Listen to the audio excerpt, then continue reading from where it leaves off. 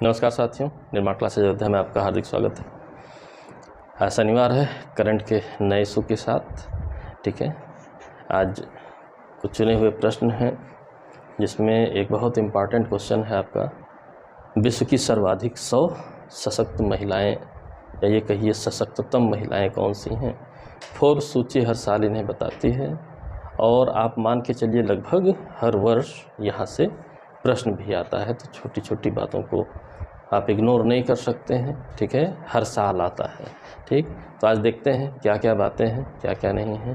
ठीक, और पुरानी करंट अफेयर्स की कुछ वीडियोस पुराने चैनल में पड़ी हुई हैं, तो आप लोगों को लिंक मिल जाता है, वहाँ देख लिया करिए। और नए चैनल में अब आपका जीएस संबंधी मैटर केवल रह रहा है, ये आप जान रहे हैं। ठीक, सामान्य जानकारी, सामान्य अध्ययन दोनों से संबंधित। ठीक है, तो आज देखते हैं क्या प्रश्न है। फोर्ब्स एक मैगजीन है, यूएस की इकोनॉमिक मैगजीन है, वाणिज्यिक पत्रिका है। तो आप मान के चलिए कि यूएसए से जुड़ी खबरें और वर्ल्ड से जुड़ी खबरें, इकोनॉमी से, इकोनॉमिक पर्सनालिटीज़ से, इन सब से जोड़ करके हमेशा चर्चा में रहती है। बहुत इम्पॉर्टेंट आपकी मैगजीन्स में से है। यही सर्वाधिक शक्तिशाली महिलाओं की, पुरुषों की, सबकी सूची जारी करती रहती है। ठीक है, तो महिला सूची बड़ी इंपॉर्टेंट रहती है। आप जानते हैं वुमेन एम्पावरमेंट आपके क्वेश्चन के हिसाब से मोस्ट इम्पॉर्टेंट पोर्शन में आता है, वुमेन एम्पावरमेंट, तो इसलिए ज़्यादा इम्पॉर्टेंट प्रश्न हो जाता है। देखते हैं इनकी सूची में कौन कौन से हैं। पहले नंबर पर है मैकेंजी स्कॉट। ठीक है, मैकेंजी स्कॉट हैं। तो मैकेंजी स्कॉट जी का क्या इंट्रोडक्शन है। यहाँ दो तरीके के प्रश्न बनते हैं। दो तरीके के प्रश्न कहने का मतलब है सीधे आपकी इस लिस्ट से भी प्रश्न बन सकता है, और लिस्ट के साथ साथ ये जो पर्सनालिटीज़ कुछ लिखी हुई हैं, ये इंडिविजुअल क्वेश्चन भी बन सकते हैं। तो दोनों तरीके से प्रश्न आता है, आया हुआ है, इसलिए आपको सचेत रहना पड़ेगा। मैकेंजी स्कॉट जी हैं, ठीक है, यूएसए की। ठीक, ये पूर्व पत्नी है जेफ बेजोस की। अमेजन के संस्थापक आप जानते हैं, संस्थापक मैनेजिंग डायरेक्टर हैं जेफ बेजोस।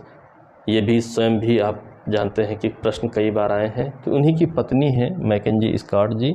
ठीक है, इनकी कैटेगरी क्या है, फिलांथ्रॉफी और राइटर के रूप में। तो फिलांथ्रॉफी मतलब होता है परोपकारी, परोपकार करती हैं, गरीबों की और ज़रूरतमंदों की सहायता आदि करती हैं, संस्थानों में डोनेट करती हैं, तमाम तरीके से प्रभावशाली व्यक्तित्व हैं। तो इस वर्ष इनको पहला स्थान दिया गया है, यूएसए की हैं।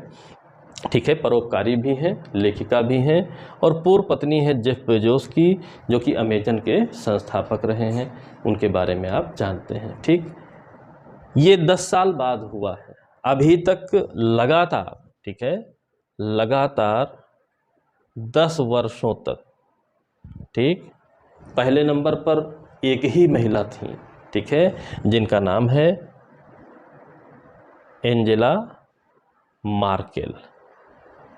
ठीक है, जर्मनी की ये आपकी चांसलर थी, है नहीं, जर्मनी की चांसलर थी। ठीक, इस वर्ष अब वहाँ भी 16 वर्षों तक चांसलर रहीं। ठीक, चांसलर वहाँ का सर्वोच्च पद होता है, रहीं, अब हट गई हैं। ठीक, 10 वर्षों से लगातार वही पहले स्थान पर चुनी जाती थी। इस वर्ष 10 वर्ष बाद मैकेंजी स्कॉट को चुना गया। तो क्यों इम्पॉर्टेंट है, समझ में आ गया होगा। ठीक, दूसरे नंबर पर कमला हैरिस चर्चित हैं, क्योंकि उपराष्ट्रपति बनी हैं यूएसए की। तीसरे नंबर पर क्रिस्टीना लेगार्ड आईएमएफ की चेयरपर्सन थी। ठीक है, बहुत चर्चित रहीं, 20 बार प्रश्न आई हैं। इस समय वो ये अध्यक्ष हैं यूरोपियन सेंट्रल बैंक की, तो इस रूप में भी पूछी जाएंगी, लगातार प्रश्न आती हैं। चौथे नंबर पर मैरी बारा, ये सीईओ हैं जनरल मोटर्स, ऑटोमोबाइल क्षेत्र की बहुत दुनिया की सबसे शक्तिशाली कंपनियों में यूएसए की जनरल मोटर्स आती है, उसकी सीईओ हैं मैरी बारा। और मिलिंडा गेट्स 5वें नंबर पर हैं, सह संस्थापक हैं bill and Melinda Gates foundation. ठीक है, माइक्रोसॉफ्ट के बिल गेट्स की पत्नी थी मिलिंडा गेट्स जी, तो यह बात भी आप जानते हैं। ठीक है, ये इस फाउंडेशन की, इसके जरिए ये भी फिलैंथ्रोपी की कैटेगरी में आती हैं, बहुत परोपकार करती हैं, बहुत प्रभावशाली व्यक्तित्वों में विश्व में इनको गिना जाता है। यानी कि पहला नंबर के हिसाब से तो पहला इम्पॉर्टेंट है ही है, लेकिन ये 5 नंबर तक पांचों महिलाएं मोस्ट इम्पॉर्टेंट हैं, इसलिए आपको जानना जरूरी है। ठीक है, अगले हिस्से में चलते हैं। तो क्या इस 100 शक्तिशाली महिलाओं में इंडिया की भी कोई है? तो इंडिया की 4 महिलाएं शामिल हैं। भारत की कितनी महिलाएं शामिल हैं? 4 महिलाएं। यानी कि दुनिया की सबसे शक्तिशाली 100 महिलाओं में भारत की भी 4 महिलाएं शामिल हैं। और 4 महिलाओं में कौन कौन हैं? निर्मला सीतारमण जी, जो कि वित्त मंत्री भारत की हैं, आप जानते हैं। ठीक, 37वां स्थान। यहाँ स्थान आपका इम्पॉर्टेंट रहेगा क्योंकि इंडियन वुमेन्स हैं। ठीक है, 37वां स्थान। रोशनी नाडर मल्होत्रा जी हैं 52 नंबर पर। ठीक है, 52वें नंबर पर। ठीक, ये CEO हैं इस समय HCL की, आप जानते हैं सेवा क्षेत्र की बड़ी कंपनी है सॉफ्टवेयर की। और ये पुत्री भी हैं सह संस्थापक चेयरमैन शिव नाडर जी की। ठीक है, शिव नाडर भी आपके कई बार प्रश्न आए हैं, उनकी इकलौती पुत्री हैं रोशनी नाडर मल्होत्रा जी, जो वर्तमान में HCL की CEO हैं। ये भी 52वें स्थान पे हैं, ये भी प्रश्न है। 72वें स्थान पर किरण मजूमदार शाह जी हैं। ठीक है, ये भी 20 बार प्रश्न आई हुई हैं। चेयरमैन हैं, चेयरपर्सन हैं बायोकान की, इनकी कंपनी है बायोकान बेंगलुरु में। ठीक है, उसी की। ठीक है, ये भी चेयरपर्सन हैं किरण मजूमदार शाह। और 88वें नंबर पर हैं फागुनी नायर जी, जो कि सह संस्थापक CEO हैं नायका। अब नायका भी एक इंडिविजुअल आपका प्रश्न बनता है। क्या बनता है नायका से आपका प्रश्न? ये नायका है क्या? तो आप देखेंगे सौंदर्य उत्पाद कंपनी है, उसी की सह संस्थापक और CEO हैं। इनको 88वें नंबर पर रखा गया है। तो 4 भारतीय महिलाएं भी शामिल हैं। ठीक है, यह भी प्रश्न है कि भारत की कितनी महिलाएं शामिल हैं? 4। कौन कौन शामिल हैं? कूट की सहायता से चुनिए। तमाम तरीके से प्रश्न है, तो आपको सचेत रहना पड़ेगा। ये मोस्ट इम्पॉर्टेंट क्वेश्चन है।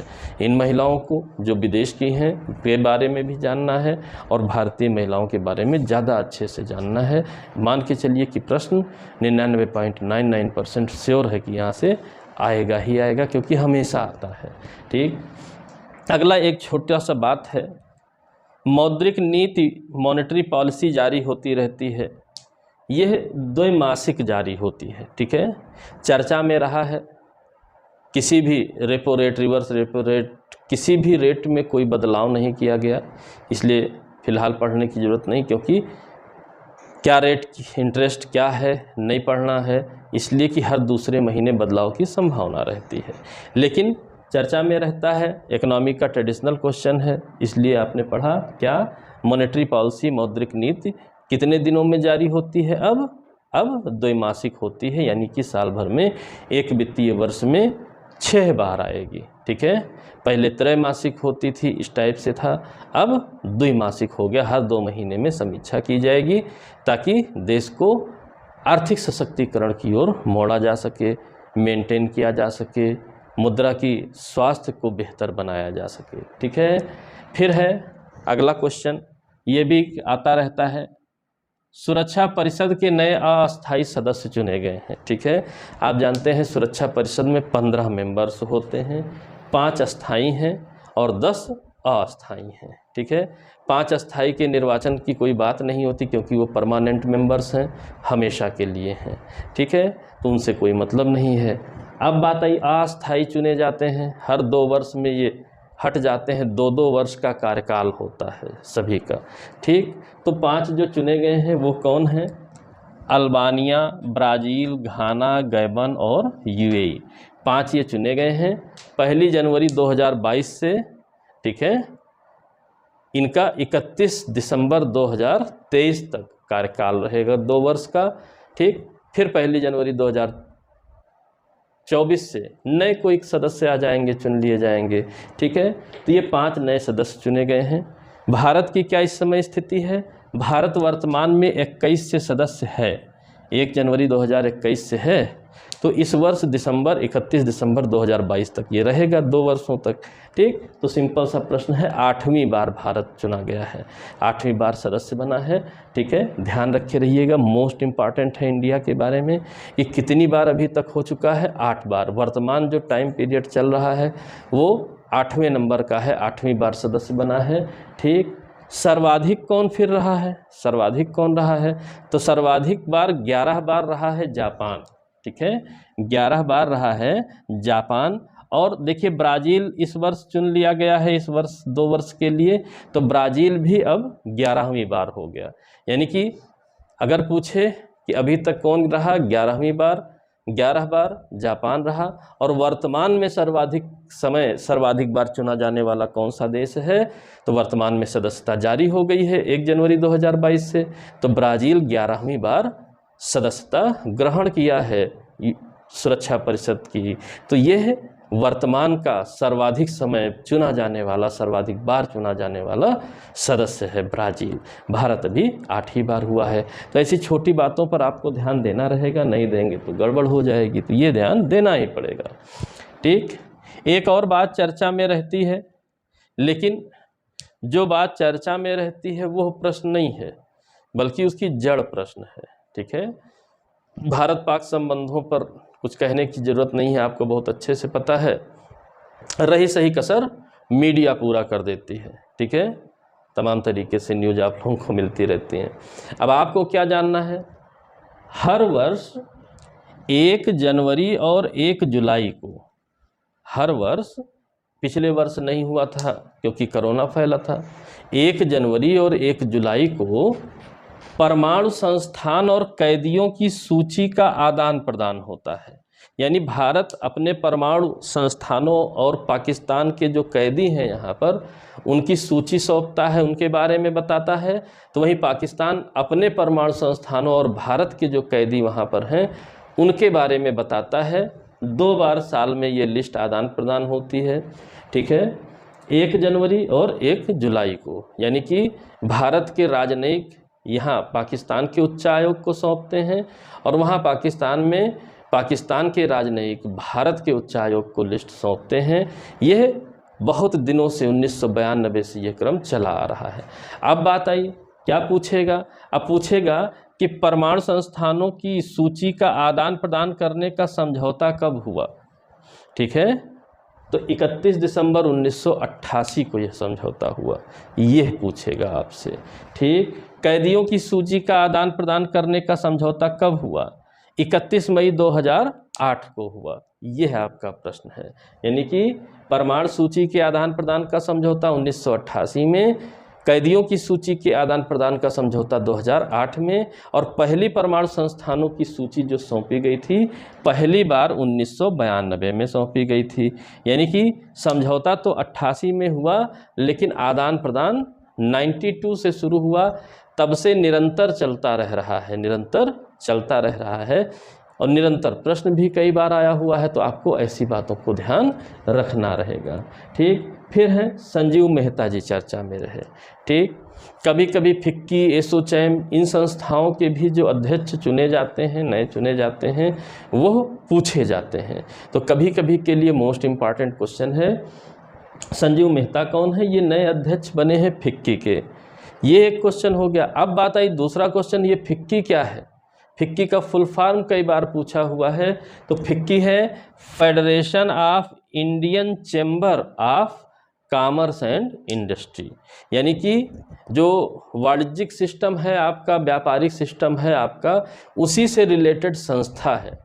यानी कि व्यापारियों के हितों आदि की चर्चा के लिए संस्था है, federation of Indian chamber of commerce and industry. ठीक है, उसी के ये चेयरमैन चुने गए हैं, अध्यक्ष चुने गए हैं, याद रखिएगा। तो फिर बात आई संजीव मेहता जी की पहचान क्या है, ये किस प्रकार से जुड़े हुए हैं, कहाँ से जुड़े हुए हैं जो चेयरमैन चुने गए। तो ये CMD हैं। ठीक है, कहाँ के, HUL के। ठीक है, जैसे भी HCL चर्चा में रहा, ठीक है, HCL चर्चा में रहा, वैसे ही HUL है। इसको भी आपने बहुत बार प्रोडक्ट्स में सिंबल के रूप में देखा होगा, हिंदुस्तान यूनिलीवर लिमिटेड। ठीक है, हिंदुस्तान यूनिलीवर लिमिटेड। इसी के सीएमडी हैं संजीव मेहता जी। और क्या नियुक्त किए गए हैं, क्या चुने गए हैं, फिक्की के अध्यक्ष चुने गए हैं। और फिक्की का फुल फॉर्म है federation of Indian chamber of commerce and industry. ठीक, ये सारे क्वेश्चन आपके जो है आए हुए हैं, लगातार आते हैं। बस करंट के हिसाब से यहाँ पर ऑफिसेज बदल जाते हैं, पद पर बैठे हुए व्यक्ति बदल जाते हैं। बस इस बात को आपको ध्यान रखना है क्या नहीं। यानी कि क्वेश्चन की टेंडेंसी को पहचानिए, क्या लगातार आता है। हर एक चीज़, ज़रूरत नहीं है कि हर एक चीज़ में उलझे रहिए। ठीक है, कुछ क्वेश्चन छोड़ देंगे तो सही ज़्यादा होगा, सब क्वेश्चन करेंगे तो जो सही होना है वो भी नहीं होगा। इस बात पे आपको ध्यान रखना है। ठीक, यानी कि हमने विश्व की 100 सर्वाधिक महिलाओं में से 9 लोगों को पढ़ लिया। ठीक, और उसके बाद मौद्रिक नीति का सुरक्षा परिषद के अस्थायी सदस्य, ठीक है, परमाणु समझौता, परमाणु सूचियों के आदान प्रदान का, और फिक्की के अध्यक्ष को। ये सारे क्वेश्चन आए हुए हैं, नाम भले बदल गए हों, फिर से आएंगे, इसलिए आपको ध्यान रखना है। आशा करता हूँ वीडियो से आपको अच्छा लगा होगा। ठीक है, आप लाइक कीजिए, शेयर कीजिए, सब्सक्राइब करिए। बहुत से लोगों ने अभी चैनल को सब्सक्राइब नहीं किया है, वो लोग चैनल को सब्सक्राइब कर लें। ठीक है, अच्छा रहेगा आपके लिए भी, हमारे लिए भी। आपको अपडेट्स मिलती रहेंगी। और बेल आइकन पर दबाकर क्लिक करके ऑल पर सेलेक्ट कर लीजिए, ताकि जब भी वीडियो अपलोड हो आपके पास तक आसानी से पहुंच जाए, ताकि समस्या ना होने पाए। ठीक है, अगले नए करंट के वीडियो के साथ मैं पुनः आपके समक्ष उपस्थित रहूँगा। तब तक के लिए जय हिंद, जय भारत, धन्यवाद।